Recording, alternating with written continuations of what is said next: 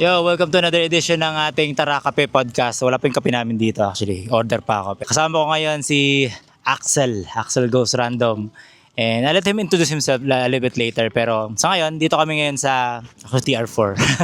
Actually, bawal to eh. Bawal pa dito. Pero ginawa natin tambayan ng mga taga San Antonio, Santo Tomas, San Miguel. Itong lugar na to, actually, booming area to for jogging. Yan, gusto mag-camping. Pero ito ay kalsada. Eventually, kuklose to ng government. Pero for the meantime, minamaximize natin siya. And speaking of business, no?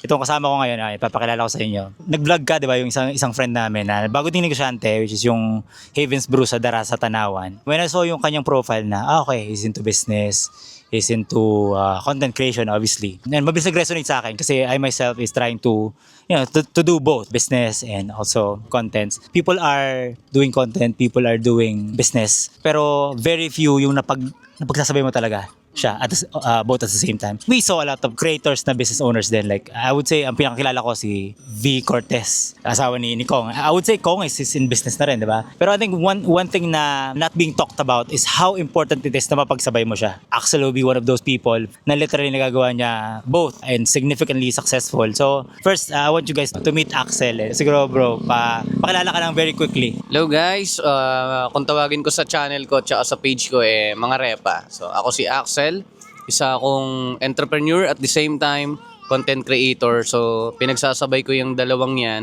at sa tingin ko nagiging effective naman sa akin yung nagiging result. Paano ba talaga i-connect yung pagko-content sa pagnenegosyo? So a lot of people know, okay, pwede ka makapag-promote, ba? You can promote your own business. But at the same time, kaya ba na full-time content creator tas full-time business din? In your experience, how is that possible? Paano mo siya kinakaya given the schedule, given the amount of to-dos kapag ginagawa mo siya both? Time management, pinaka-importante. Para sa akin bro Pero tutulog ka pa.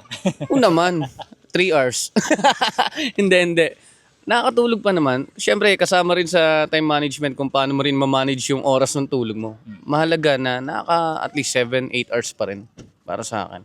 Kasi kapag medyo bumababa na doon, ang baba na nung productivity mo pagka ganun. Pero kung napagsasabay, kaya siyang pagsabayan. Basta maayos mo lang din yung oras mo talaga. Tsaka gawin mo. May araw kasi na nakakatamad pero kasama siya sa schedule mo Pero kailangan mo talaga siyang gawin para maging consistent ka. Even though nakapag-YouTube kami, even though nakakapag-TikTok ako, yung consistency na yun, doon ako hanga sa mga tuloy-tuloy. Like, it's fun to do a couple of videos, pero almost impossible for most people na maging consistent. Ganun mo na pala siya katagal ginagawa, and ano palagay mo yung sikreto mo?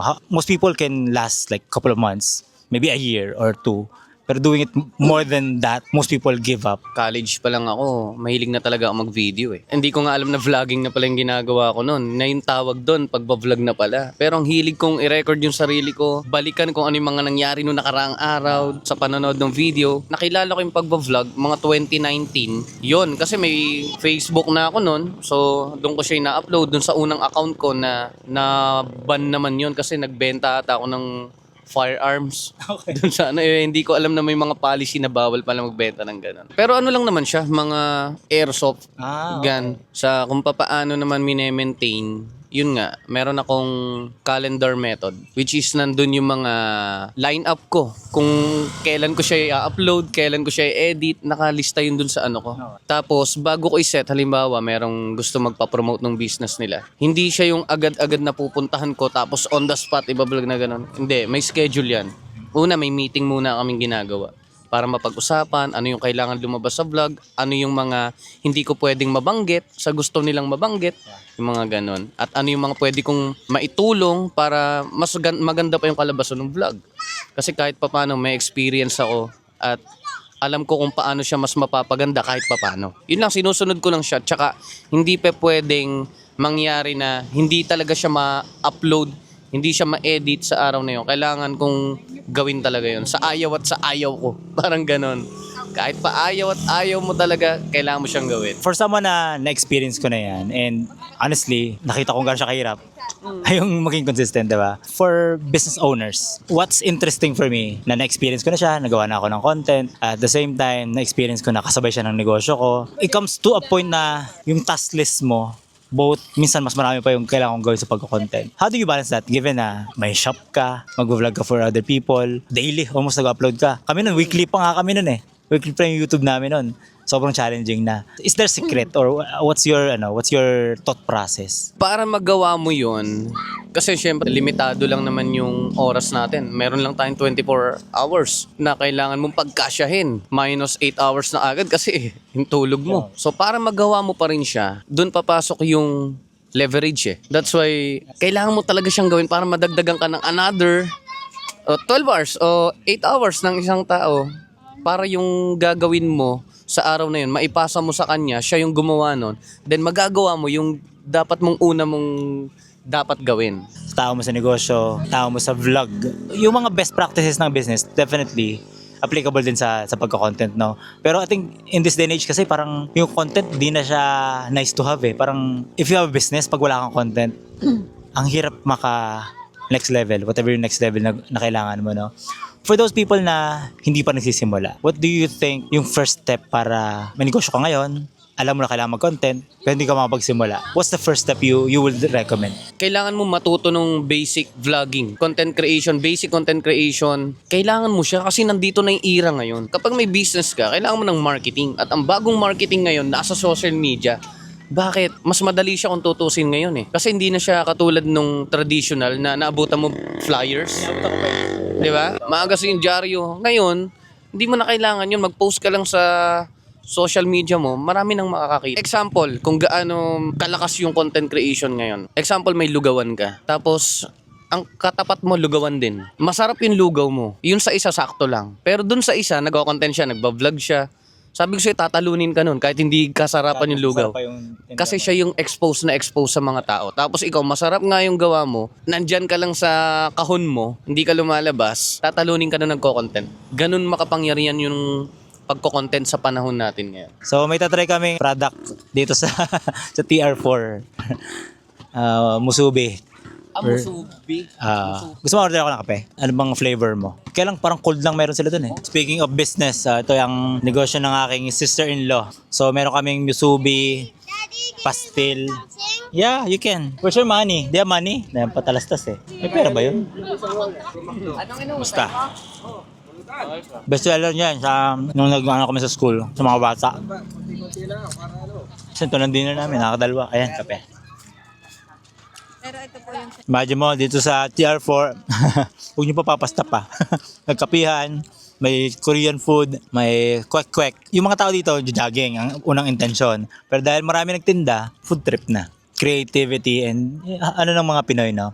Like, you can find opportunities anywhere. At some point, papasarado nila ito eh. Magiging ano ito eh, highway. Pero people will find a way na makapag-negosyo, diba? Ganun naman tayo mga Pilipino. Balik ka pala yung about content, no? When I got started, 2020 na mag-vlog, yung topics namin is walang connection sa business. We were talking about family, travel kami, motherhood, yan. Yun yung mga topic namin. YouTube yun na. YouTube siya.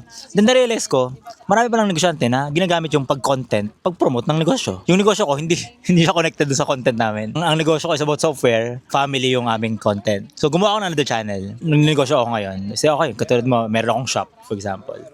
And sobrang the whole day nandun ako sa shop. Ano yung options ko? Like what would you suggest na kung hindi ko talaga kaya mag-content on my own, I can't be the face of my brand. May ibang way ba? Meron pa rin kasi pwede ka namang mag-content ng kahit hindi ka naman nakikita eh. Basta yung business mo mapakita. Kasi business. para saan ka pang nag-business kung yung business mo hindi nakikita?